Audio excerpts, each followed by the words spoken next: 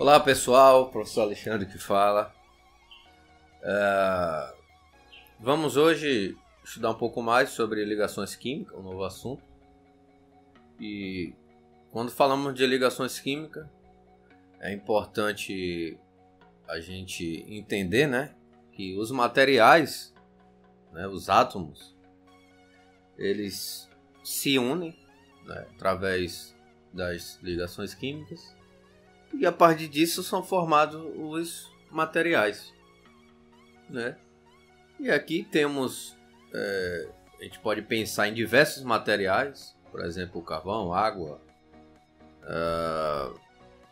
granito, a cera, e podemos notar materiais compostos, tantos que são sólidos, compostos que são líquidos, compostos que são gasosos.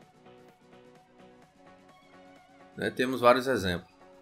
Então, as substâncias que se formam com a união de átomos de elementos químicos diferentes ou iguais, essa união recebe o nome de ligação química.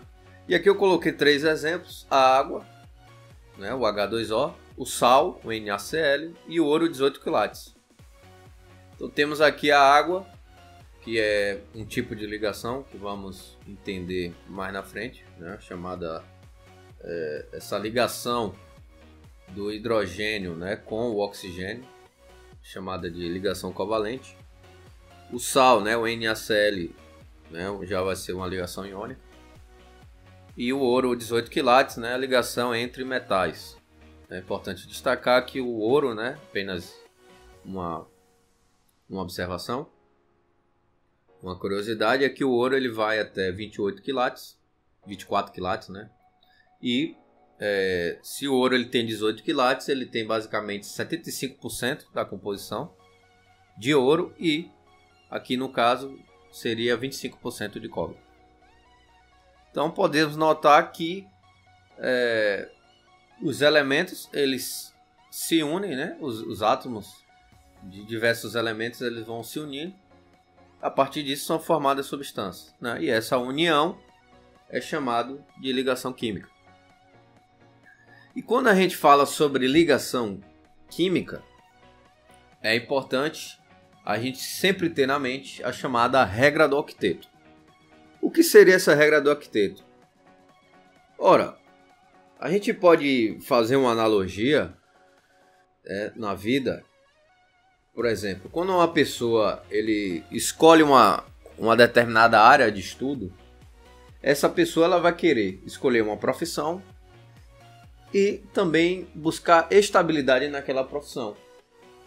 Ou seja, a pessoa vai querer uma profissão para ganhar bem, para se estabilizar, ter um bom padrão de vida, uma boa condição, dar uma condição boa para seus pais, para seus filhos,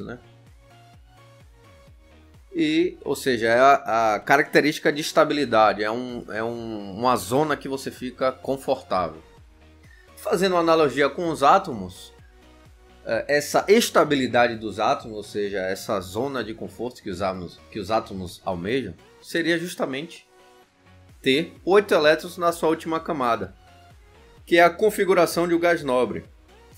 Então a gente estudou, quando estudamos tabela periódica, a gente viu que o gás nobre ele faz parte da família 8A, ou seja, ele tem 8 elétrons na sua última camada.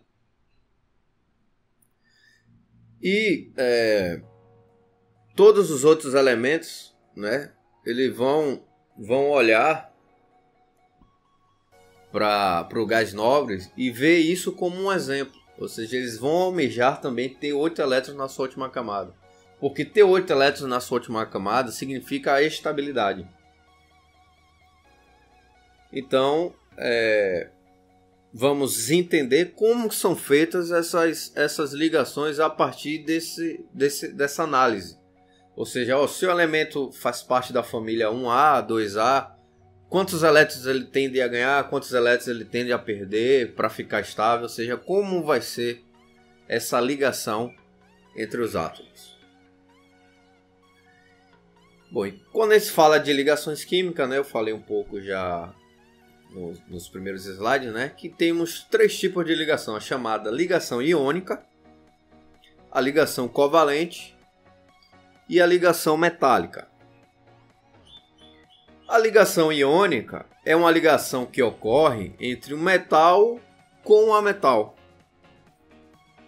ou também o hidrogênio com ametal. Importante frisar, né? Sempre a gente ter isso como importante, a gente nunca esquecer, que o hidrogênio, apesar de ser considerado da família 1A, ele não é um metal, ele é um ametal.